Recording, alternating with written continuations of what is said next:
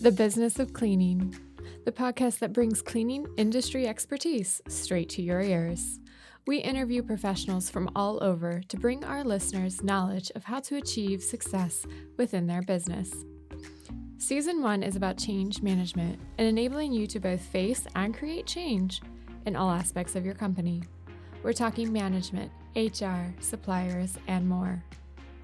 Let's sweep right into the episode. Hello, and welcome to the Business of Cleaning podcast. My name is Haley Morris. I'm your podcast coordinator and host, coming to you from a slightly different setting today, but still the same.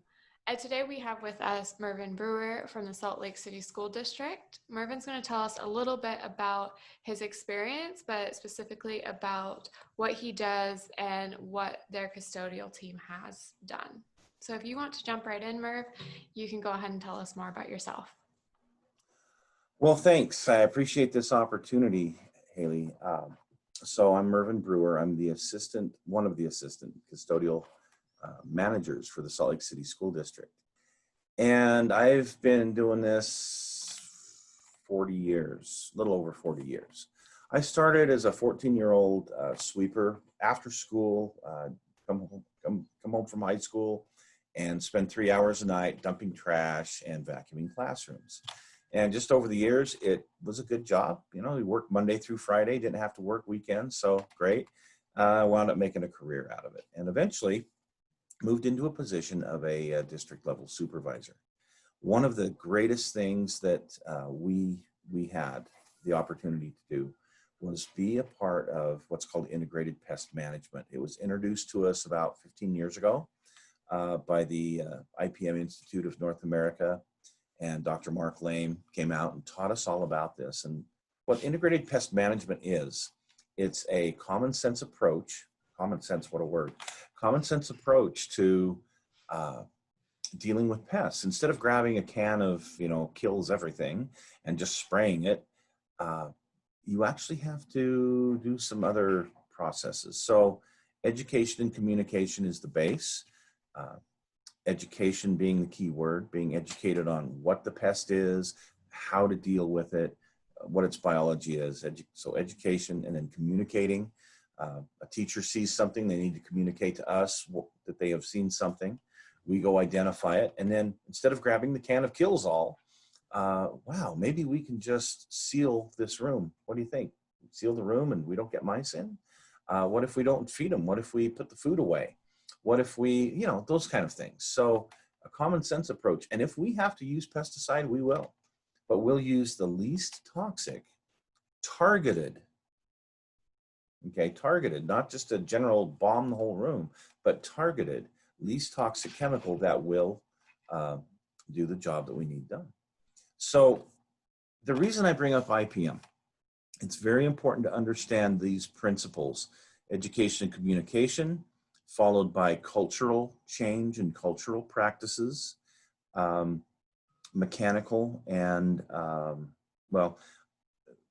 mechanical exclusion, things like putting up barriers so that these little beasties can't get in. But the reason I say mechanical, we'll get to that in a minute.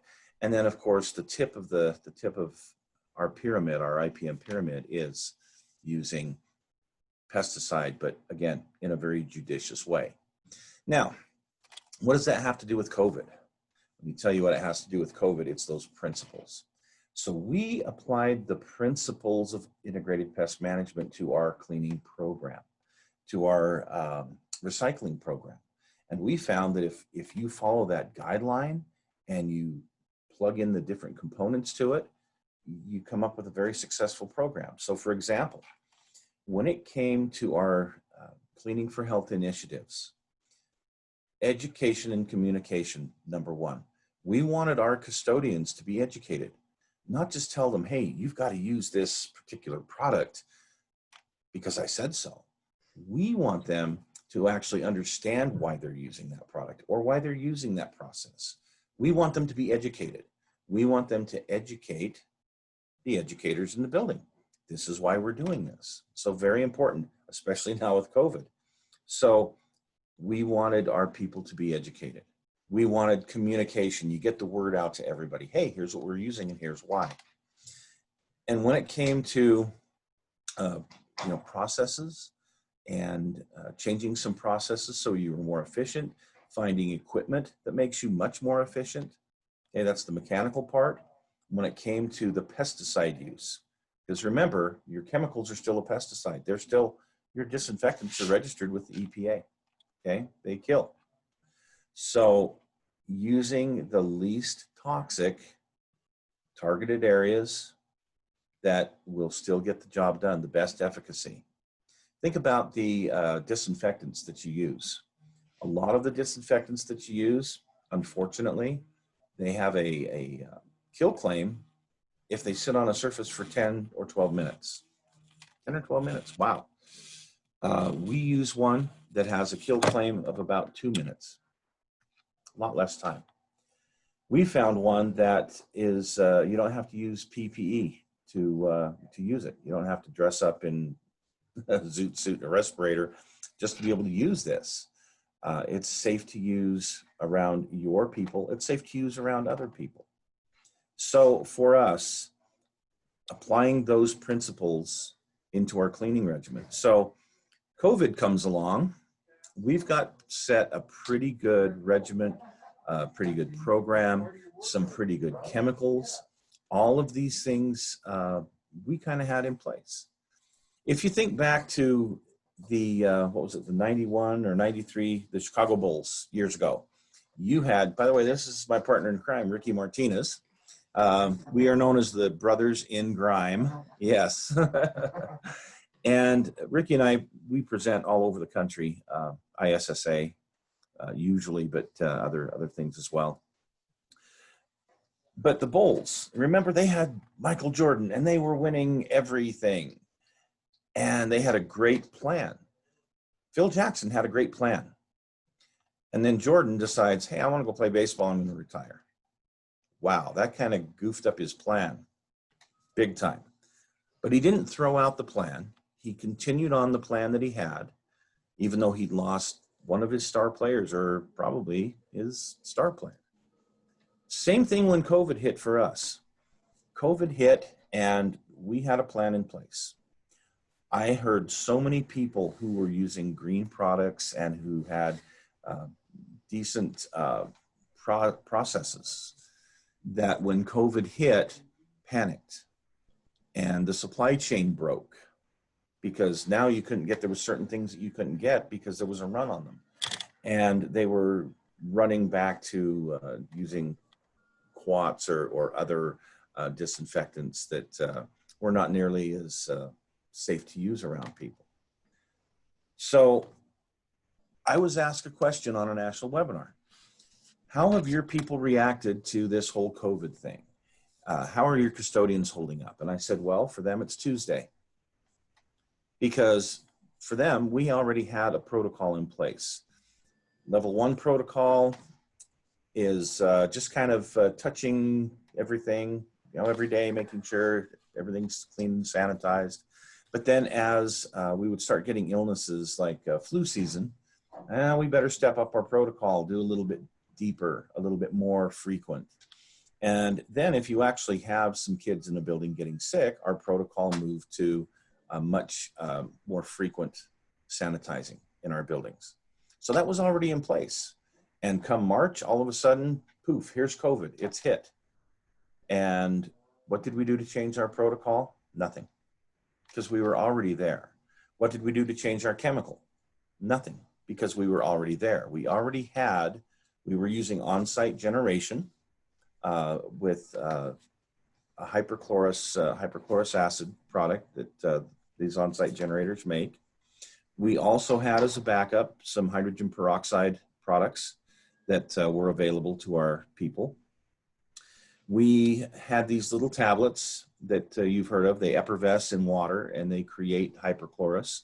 And we had electrostatic sprayers. All of this we had in place. This was our protocol. This was our program before COVID. COVID hits. Okay, guys, we're going to need you to start spraying a little bit more frequently during the day.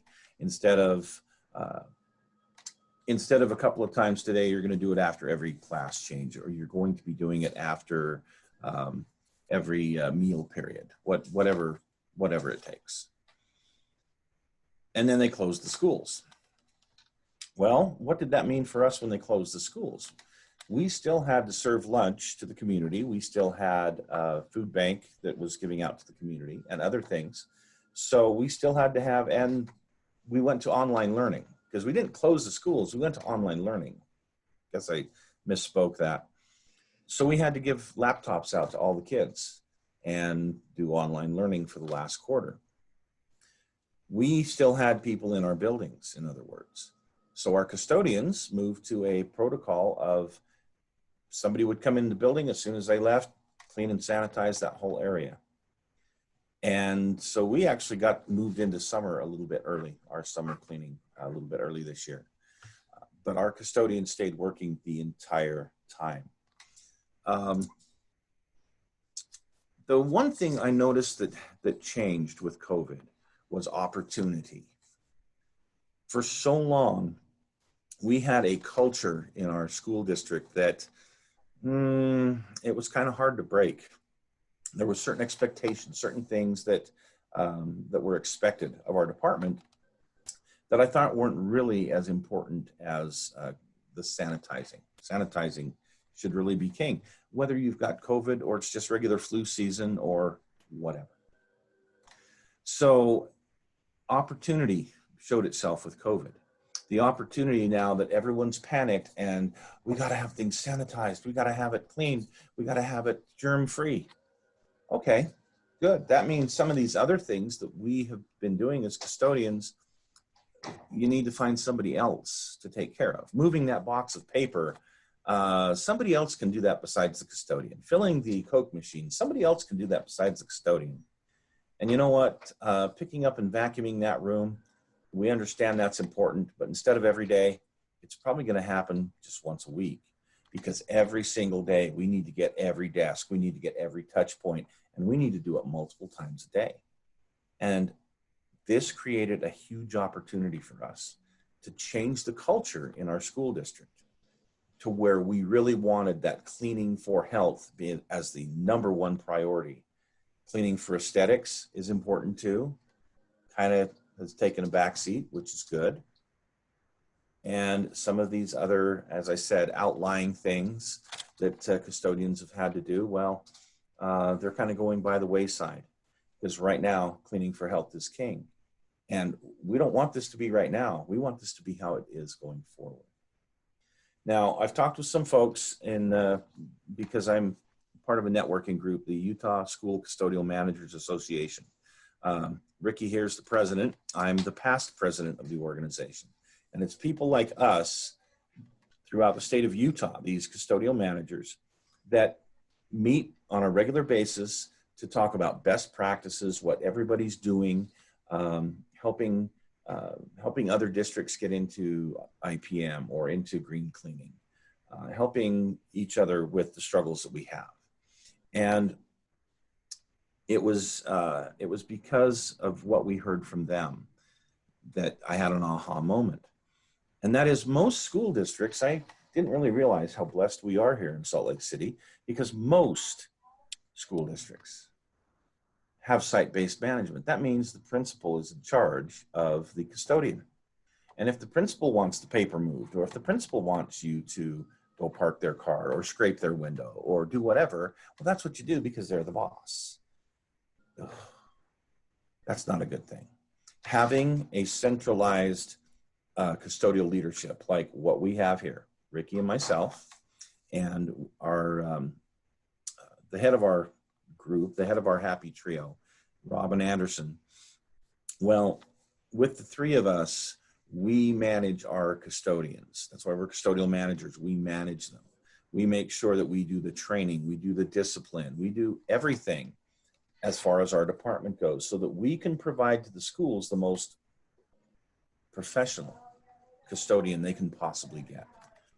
Well, I've been preaching to other school districts that now is the time, now is a great opportunity to start working on seizing control back to a centralized custodial management team versus this site-based where over at this school, this principal wants to use straight bleach and wants the custodian to make sure that the priority is that they park their car every morning, to this school over here that's using, you know, this product, and well, we've got other priorities, and actually that sanitizing isn't a big deal for us. We'll just have the teachers do it. So it's a mess. It really is a mess that way, and it's a great opportunity. Now is the time to look at these opportunities and the availability of petitioning the people you need to petition within your district to say, hey, look, we really need to have a professional leadership in our district, and a program that is district-wide, that's not varied from building to building to building, but something that is consistent and something that is trainable and something that is manageable. So I'm sure you got some questions. I do. There's so many things that we've touched on. So I guess kind of going back, we've talked a lot about the green cleaning. When did you, how was that shift initially? Because it's something I feel like there's a lot more awareness of just going green in general, whether it's food choices, cleaning, clothing, things like that. We're seeing that across the globe. It's regressed a little bit. Like you said, with COVID, people panicked and went, what can they grab first? They grab that. But where did you start to see that shift towards greener products, and what was kind of like that catalyst, that pushing point? Well, here in Salt Lake, I'll tell you the personal side of it, because this is not the kind of story you're going to hear anywhere else. So I am not that green guy. I am the 1967 Mustang with the, belching the smoke out. You can smell, that exhaust. It just smells so wonderful, that big old muscle car. I'm not that green guy, okay? I am that other kind of guy. But I got to tell you, when you see something efficient, when you see something that will help make your people more professional, you look at it very closely. And I got to tell you, the saving the planet part wasn't the reason I got involved in green cleaning. It was because, for example, I had custodians that would put on these latex gloves and they would break out in a rash.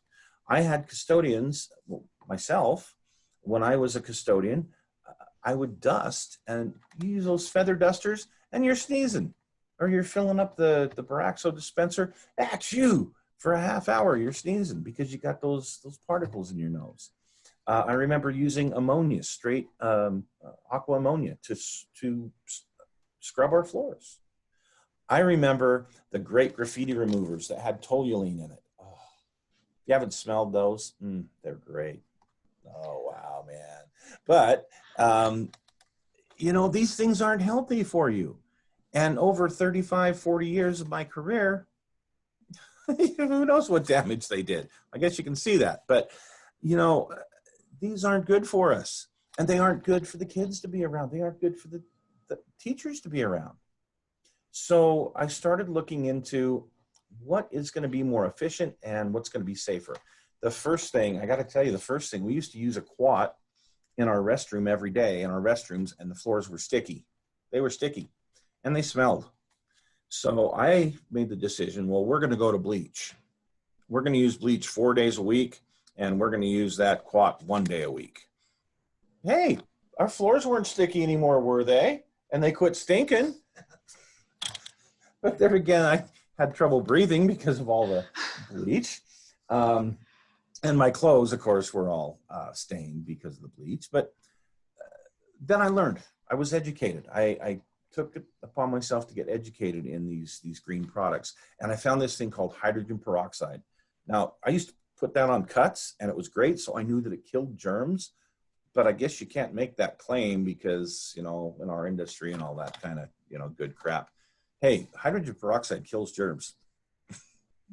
I pour it on my arm. I can see it. So it made sense to me. Hydrogen peroxide. Let's try this out. We started using hydrogen peroxide, and it took over 95% of our chemicals. 95% of our chemicals. Because we could use this one strength. It would clean windows. It would clean floors. It would clean touch points with everything, pretty much.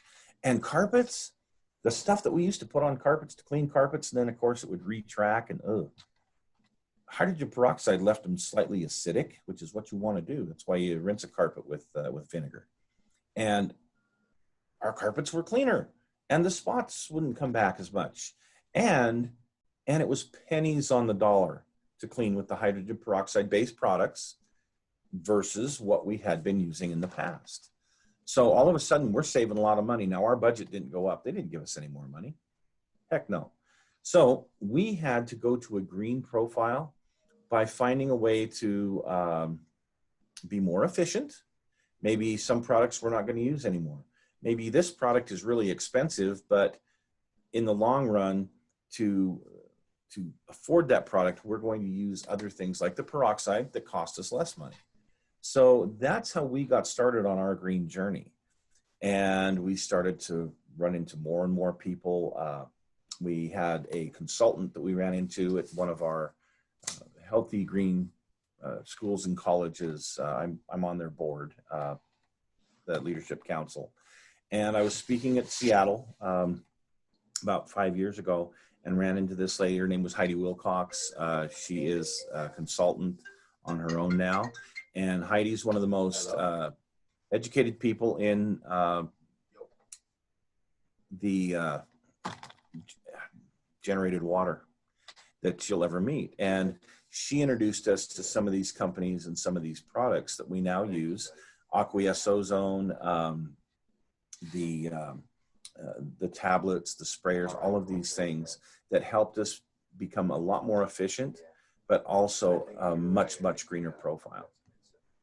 With that, it actually improved it. You know, it was that introspective, like for the team and for the staff, for the school, just overall for your people, which is great. Cause some people are like, oh, well, it's for the planet, but it's not the best thing for us. But obviously you wouldn't have done it if it weren't the best thing for you, because that was actually where you started. So what was the response then from the staff that were actually using the products when you started to switch? Because we included our custodians in, not everyone obviously, but we would have these committees we would put together, and we wouldn't just hand pick the people we knew that would give us the yes sir kind of answers. We picked skeptical people. We picked good hard workers. We picked not so hard workers. We picked people we figured could break the system. If anyone can break it, Joe can break it, right? You know, we would pick those kind of people to try what we wanted to use.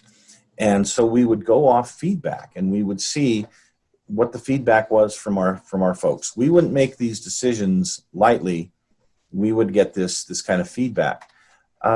There was a little bit of pushback with peroxide at first because it didn't clean quite as well as some of the other products we had already been using.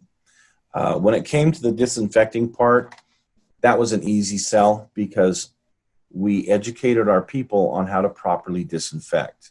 And unfortunately, most people don't understand that if you spray a disinfectant and wipe it, you're not disinfecting a thing. Not disinfecting a thing. You might as well be using water or something else. You just, exactly. All you did was you did remove some of the soil, and that's great. That's where your pathogens are growing, is on that soil. That's good that you remove that. Great first step. But too many people think that they can spray and wipe and that they're disinfecting anything. And it's really sad. You're supposed to disinfect a clean surface, isn't it? You have to get the surface, clean so that you actually can reach it. So we are very careful with the verbiage we use. We talk about how when we go through now in our schools, we do what we call a routine sanitization is what we call it. Because what we're doing is we are spraying and wiping. We take a microfiber rag and we will spray these touch points and we will wipe them. So we know we're not disinfecting. We are not going to use that word disinfect because we're educated and we know that we're not disinfecting. But we are sanitizing because we are cleaning, we are removing, and I bet you we're not removing all the soil either.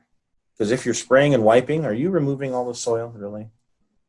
I think if you spray and let it sit, work on there, and then work it in, you're probably cleaning a surface. But if you're just spraying and wiping, I don't think you're cleaning a surface. I think you're removing most of it. Most of it, okay? Again, as I say these mechanical things, and I want people to process this in their mind, go home and try it. Spray and wipe something, and then over here on this part of the counter, spray it, let it sit for a minute, and then work it in and wipe it and see the difference and understand the difference between cleaning, sanitizing, and disinfecting. So for us, we use the word routine sanitization. We go through multiple times a day and hit touch points. We use products that are sanitizers, okay, the hyperchlorous products, so that we can do some cleaning, we can do some sanitizing. I mean, look, 99%, what is sanitizing? 99%, what is disinfecting? 99.99999%. Well, I'll tell you what, I'll take 99% odds in Las Vegas any day. If I'm going to 99% of the time, you know, hit the goal, I'm going to take those odds. So sanitizing and that cleaning, that cleaning, light cleaning, that happens several times during the day makes it a whole lot easier at night for our people to go through and do an actual cleaning and disinfecting. It makes it safer too. Mm-hmm. Yeah. So. All right. Well, I think it's great. We're, to really hear about what you guys are doing, and that you're not just doing it at your level. It sounds like you're communicating it as well. This is what we're doing. This is why it's effective. You need to get on board, because obviously you guys are over there. I'm over here. So I'd love it to make its way fully our way too, to get more people on board and start looking at these alternatives and considering more the process and how they're doing it and why. Communication's so key. Mm-hmm. When COVID hit and our superintendent said, I'm really concerned about the supply chain, because they'd heard other school districts had a problem with the supply chain. And well, one of the things that our superintendent was concerned about, how's our disinfectant holding out? Are we going to be okay to get through till the end? And I said, well, it really depends. Some of these consumable products, we're good for a couple of months. But I said, when it comes to the sanitizer, disinfectant, as long as we have water and salt and electricity, we can generate our own product forever. And she was very taken aback by that. And I told her why on-site generation was so good. Well, long story short, our district has now purchased 4 more on-site generators. Other school districts nearby that we've been associated with have purchased 15 on-site generators. It's grown like wildfire out here because people could see the value of, if your supply chain is broken and you can't get a certain product, what do? And fortunately, we were able to, because we educated, we told, we got the word out there, and people started flocking and helping us out financially to get these things taken care of. So yes, get the word out that on-site generation, it's a good thing. No, that's good. Yeah. And it's going to be that, of course, initial investment. And then, you set yourself up for success, that when a crazy situation like an entire year of chaos happens, you can handle it. Mm-hmm. So, yeah. 2020 has been, wow. You guys, just for perspective of everybody listening, are handling quite chaotic weather right now on top of COVID and trying to shift back into the school season. So we had a major earthquake at the beginning in March, just as this all came down, just as we were not closing, but going to an online format. We had a major earthquake here in the valley. So that threw a wrench in a lot of things. And now, yes, we just had these 2 days of over 100-mile-an-hour winds. We had a hurricane in Utah. Wow. Trees down everywhere, power out to hundreds of thousands of homes for several days. We're on the 3rd day of 66,000 people without power. So. Yeah, you guys are going through chaotic things, so it's very impressive to see. Like, kudos to you guys. You're handling it. It sounds like so well. At least your side. And it sounds like the school system is doing well for the students as well. So, all right, I guess we're kind of wrapping into a point where I think this is a good stopping point. So, do you have any additional like advice or things that you would like to touch on before we end? Stick to the plan. Make a good plan. Come up with something that works.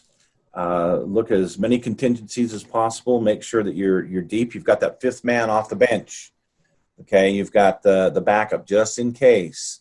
And then when it hits the fan, stick to the plan.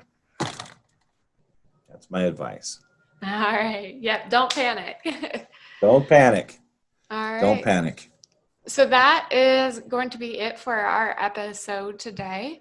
And I hope everybody will take the chance. We'll pass on information. So if you'd like to get in touch with Mervin, ask more advice, or just reach out, you can. And then we'll also be putting up our blog post, so keep an eye out for that. But for now, just go ahead, make sure you subscribe, and leave us a review so we know how we're doing. Thank you.